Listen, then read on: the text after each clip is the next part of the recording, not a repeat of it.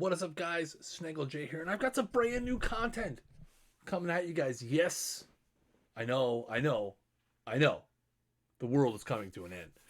But what we're doing here is we have a Florida Marlins expansion franchise. As you can see over there in the top, it is November 18th, 1992.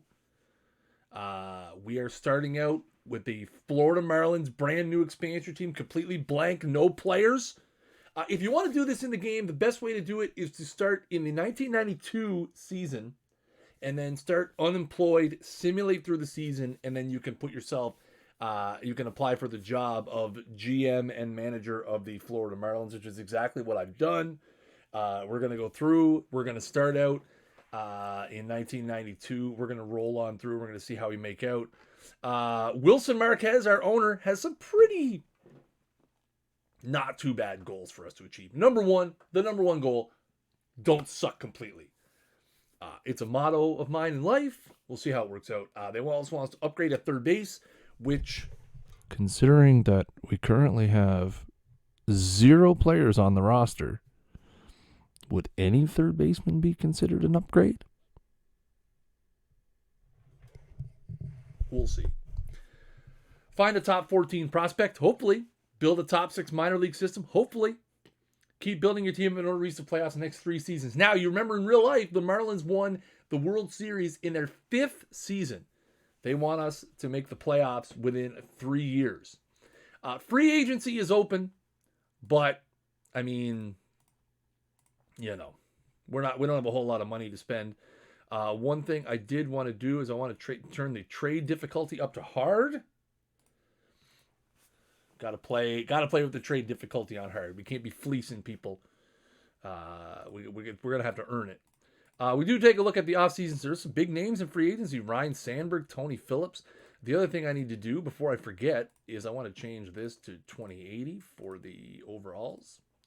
We're doing it live, folks. Again, we're going to record this. I'm probably going to try to post episodes every other day, I think, for now. As we go through this, try to keep them relatively unedited, but try to keep them also relatively short so people can enjoy them in some smallish doses. I think I'm going to try to keep them all under about 20 minutes, but I'm not going to do a whole lot of editing in them. Just, it's basically think of it as a stream that I'm cutting into pieces and posting on YouTube for your personal enjoyment. Lots of good free agents out there, but again, not really anybody that we can afford.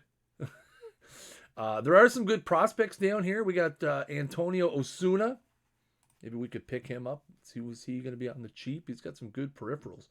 Again, we'd like to try to. We don't want to spend a whole lot of money, but if we can pick guys up for super cheap, and maybe again $12,000 on a signing bonus, that's fine. We only have $15 million.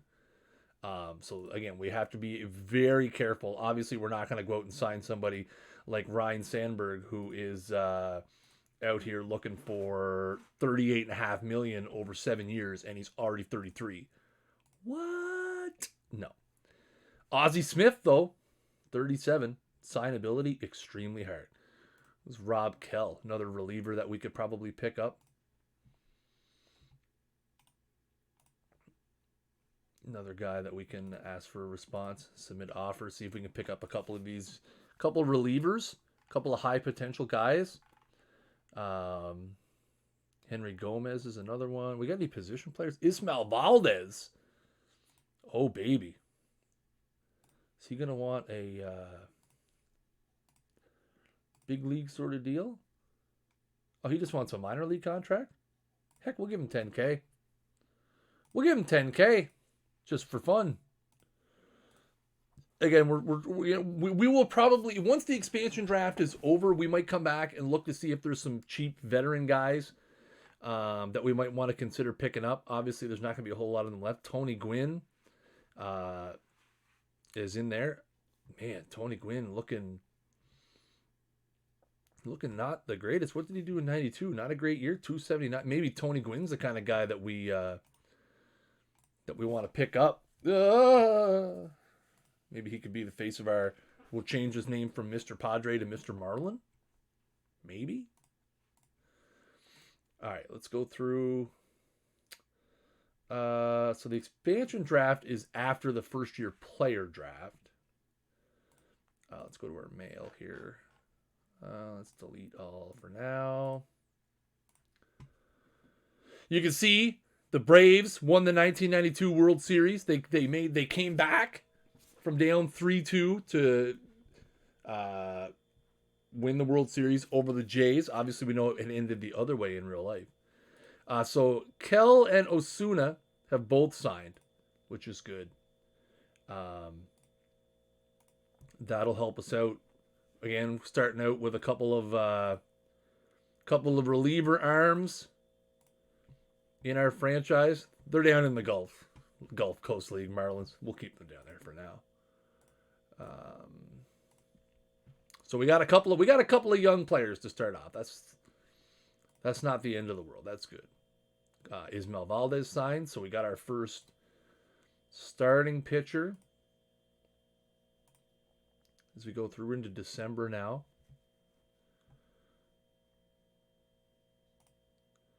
Go to off-season center. There has not been any signings. That's kind of scary. Maybe everybody's waiting until after the expansion draft to see what's left. All right, so now we're going to get to the first year player draft, which is today. We are picking 28th. We pick last? That can't be right. Is it? I figured we should have picked like first.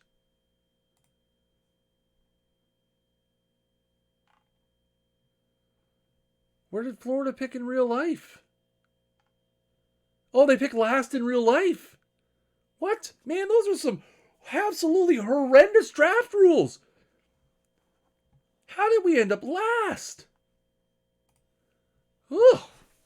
Gross. All right, well.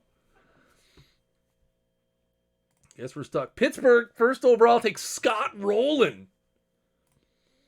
Phil Nevin goes second to the Tigers. Charles Johnson, who the Marlins picked 28th overall in real life, goes third to the Boston Red Sox.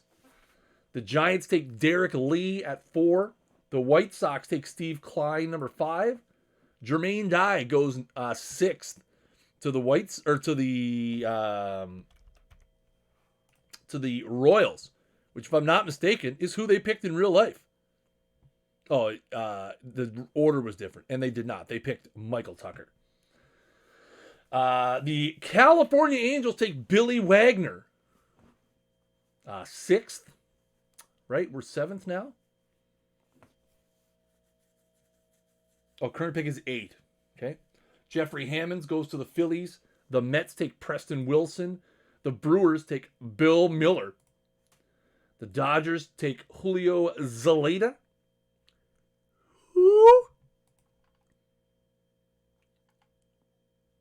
Who? Never heard of him. But hey, the Cubs take Mark Loretta. Texas takes Jose Luis Sandoval. Kevin Millar goes to the Twins at 14. The Indians at 15 take Richie Sexson. The Astros take Miguel Ojeda, 16th overall. 17th, the Expos take Kevin Millwood. 18th, the Padres take Torrey Hunter. 19th, the Yankees take Todd Green. The Orioles take Adan Amezcua. The Reds at 22 take Kareem Garcia. The Cardinals at 23 take Lorenzo de la Cruz. Ramiro Mendoza goes 23rd to the Blue Jays. The Braves at 24 take Benji Molina. The Athletics take Javier Valentin. The Mariners take John Thompson. The expansion cousin Rockies make their first pick, and they take Jason Bass. Who are we going to take? Lots of relievers out there. Alan Bennis out there as well. Interesting. We got Mike Sorotka. Let's see. I kind of want to go with a hitter here. I'd rather go with a hitter, maybe, but there's not a whole lot of potential out there. This was who were some big names? Again, not cherry picking, but I'm just wondering who some big names were that were in this draft. I believe Jeter was in this draft, was he not? Is he not in it in real life? Is he not in it in this?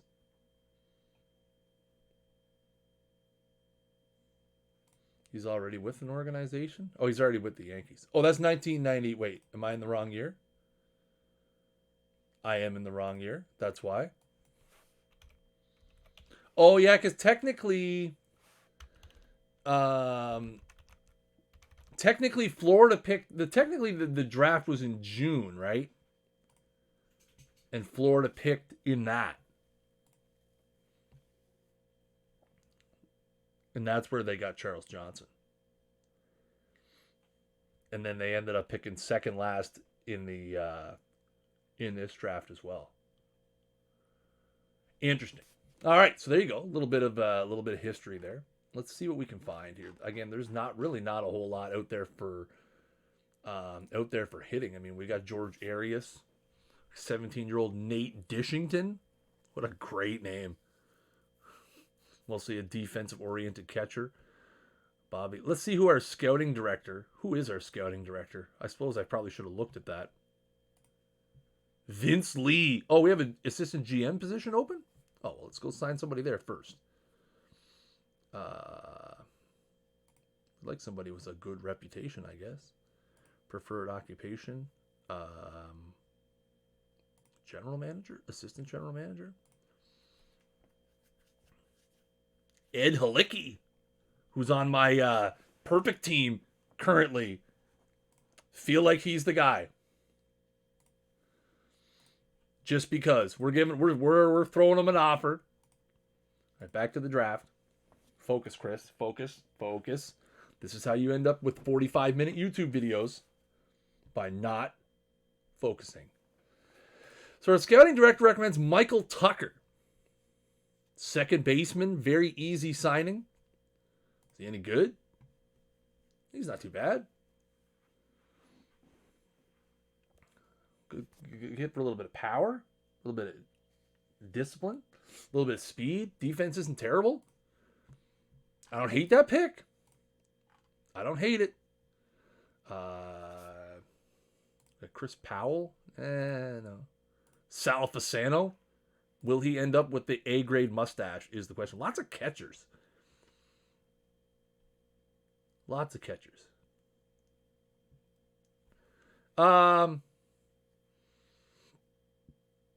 Yeah, sure. We'll take Tucker. I'm okay with that.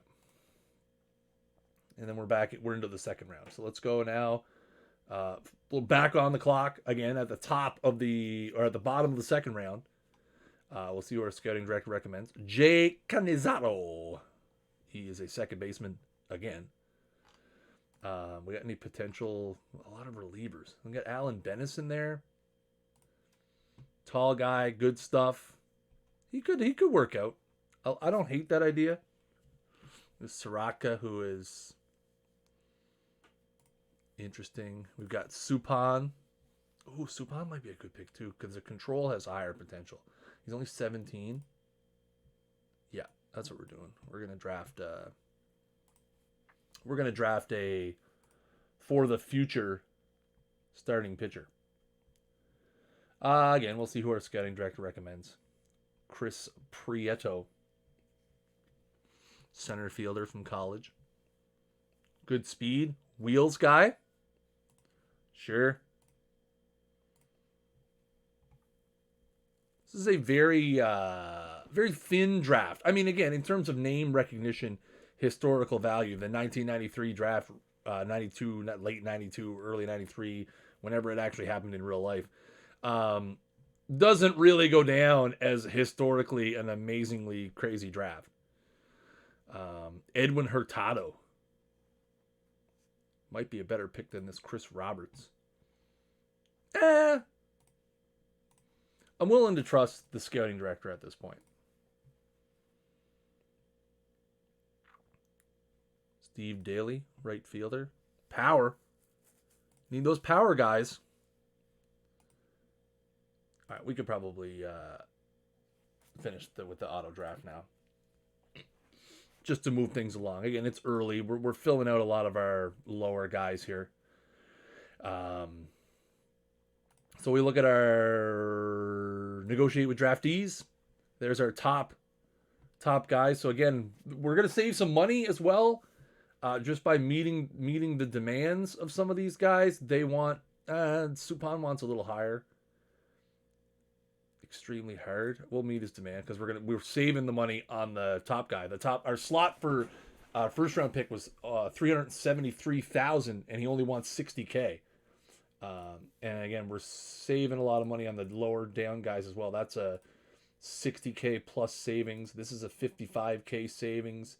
This is a $56K savings. So we're saving a lot of money on our other upper round picks that we can allocate a little bit of that extra money to Supan, and we can go even a little above and beyond his $260K if need be. So now we have, as we go through and finish. Oh, somebody signed. So Supan was convinced, so that's good. And then we'll get the other guys for cheaper. So we'll end up with a little bit of a lower